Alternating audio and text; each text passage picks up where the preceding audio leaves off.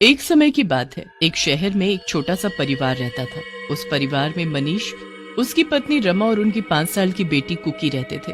Cookie अपने पापा की बड़ी ही लाडली बेटी थी, पर कुकी की माँ उसे जरा भी प्यार नहीं करती थी, क्योंकि उनको हमेशा से एक बेटा चाहिए था। वो हमेशा कुकी को झूठा प्यार करती और अंदर से उससे नफरत करती थी। एक दिन वो स्कूल से आते ही घूमने जाने की रट लगा बैठती है।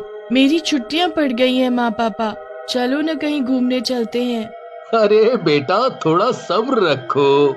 मुझे नहीं पता, अभी के अभी आप मुझे प्रॉमिस करो बस कि हम घूमने जाएंगे ही जाएंगे। अगले दिन मनीष के बॉस मनीष को किसी काम से हिमाचल से 50 किलोमीटर दूर किसी काम से भेजते हैं।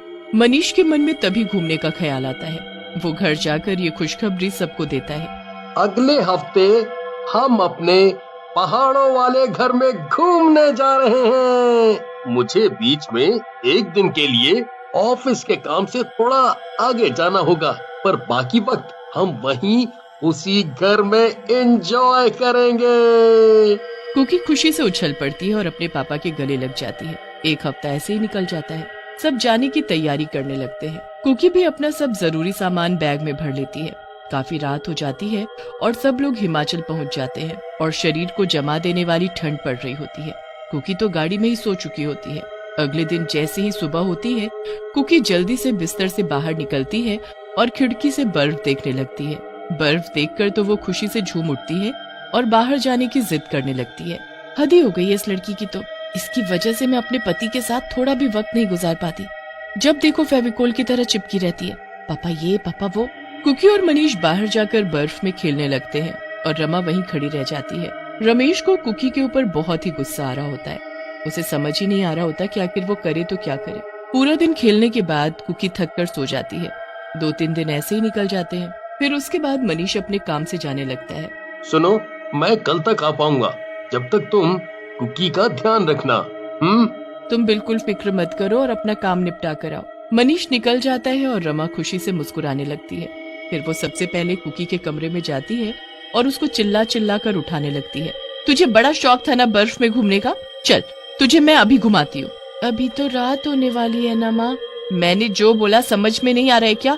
चल अभी के अभी बाहर चल। कुकी को कुछ समझ नहीं आता और उसकी माँ उसे इतने में घसीटते हुए बाहर ठंड में ले जाती है। रमा उसे गुस्से से वहीं बाहर एक लाइट के खंभे से बांध देती है। उसके बाद वो चिल्ला ना पाए इसलिए उसके मुंह पर कपड़ा भी बांध देती है। कुकी ठंड से बुरी तरह कांपने लगती है। रमा उसे बांधकर अंदर आकर मजे में सो जाती है। पूरी रात कुकी बर्फ में खड़ी रहती है। कुछ ही देर में उसका शरीर जम जाता है और वो बेहोश हो जाती है। धीरे धीरे कुकी की सांसें रुकने लगती हैं। सुबह तक कुकी की जान निकल जाती है और वो वहीं खड़े खड़े मर जाती है। सुबह होते ही रमा कुकी को देखने जाती है, पर उसे मरा देख उसकी हालत खराब हो जाती है। अरे ये क्या हो गया? इसकी तो सांस रुक गई। हे भगवान, ये तो मर चुकी है। अब मैं क्या करूं? एक काम करती हूँ, इसे जल्दी से अंदर ले जाकर लिटा देती हूँ। रमा कुकी को उसके बिस्तर पर लिटा देती है। वो घबराहट के मारे यहाँ से वहाँ टहलती रहती है और इतने में मनीष आ जाता है। देखो कुकी, मैं आ गया। अब वो कुकी अभी सोई है। मनीष अगले दिन उठते ही कुकी को उठाने जाता है, पर कुकी तो हिलती भी नहीं। काफी देर बाद मनीष को समझ आता है कि कुकी मर चुकी है। उसकी सांसें नहीं चल रही। वो बुरी तरह चिल्लाने और रोने लगता है। ये कैसे हो गया? मेरी बेटी को क्या हो गया? मनीष को इस बात का बहुत सदमा लगता है। कुछ दिन ऐसे ही बीत जाते हैं। मनीष और रमा अपने घर भी वापस आ चुके होते हैं। फिर एक रात जब मनीष सो रहा होता है तो रमा को एक ठंडी हवा का झोंका आता है। अरे इस गर्मी में ये ठंडी बर्फ जैसी हवा कैसे? रमा उठकर देखती है तो नीचे फर्श पर बर्फ ही बर्फ पड़ी होती है। रमा अपने कमरे में बर्फ देखकर हैरान रह जाती है। इतनी गर्मी में ये बर्फ कहाँ से आई? रमा उस बर्फ को देख ही रही होती है कि तभी उस बर्फ से एक चुड़ैल बच्ची निकलकर उसके सामने खड़ी हो जाती है। रमा उसे देख जोर से चिल्लाती है, चुड़ैल जल्दी उठो मनीष। नहीं छोड़ूंगी तुझे, अब तू नहीं बचेगी मुझसे। रमा की चीख सुनकर मनीष जल्दी से उठ जाता है और रमा को पसीने में तर देखकर उससे पूछता है तो रमा डरते हुए सामने की तरफ हाथ करती है। वो चुड़ैल कहाँ है चुड़ैल? क्या तुम भी बच्चों की तरह सपना देखकर डर जाती हो?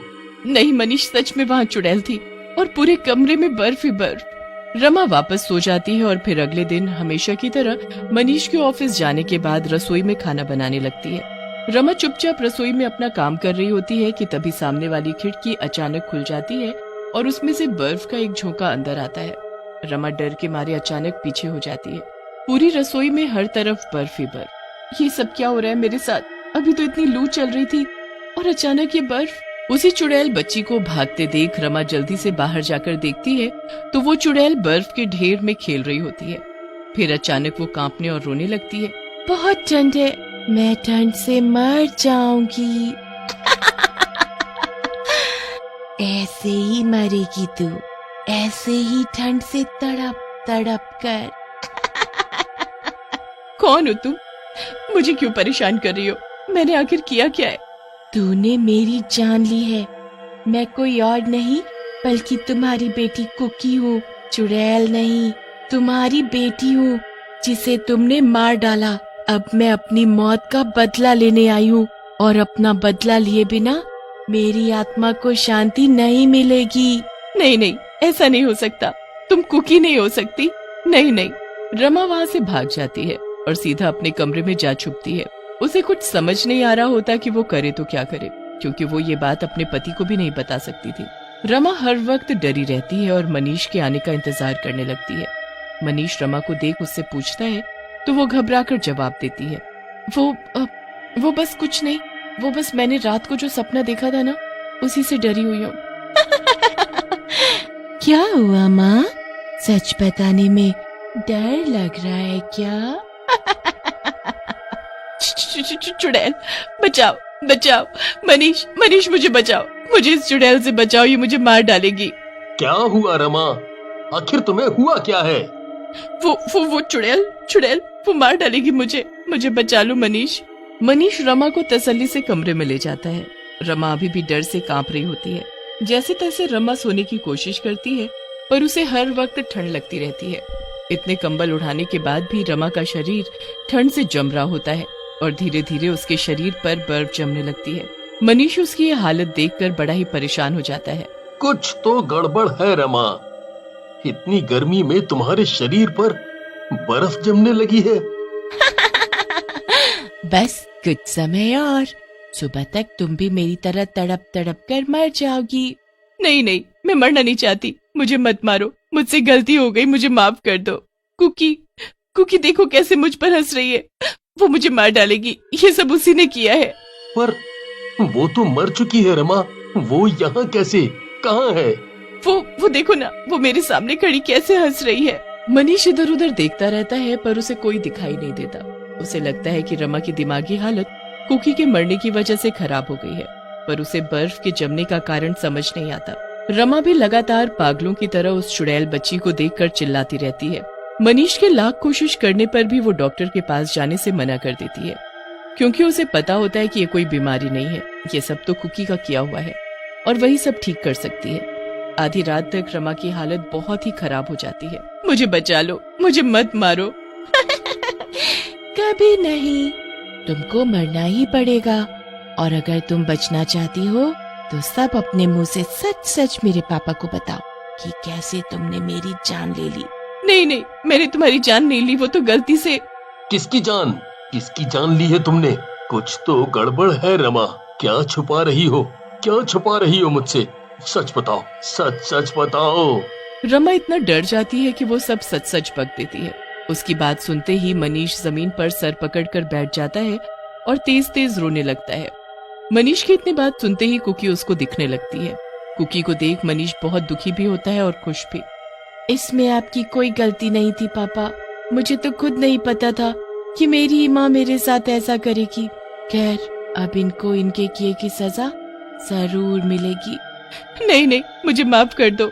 कुकी वहाँ से गायब हो जाती है और रमा पहले की तरह ठीक भी हो जाती है, पर मनीष उसे छोड़कर हमेशा के लिए उसी घर में रहने चला जाता है जहाँ कुकी की मौत हुई थी।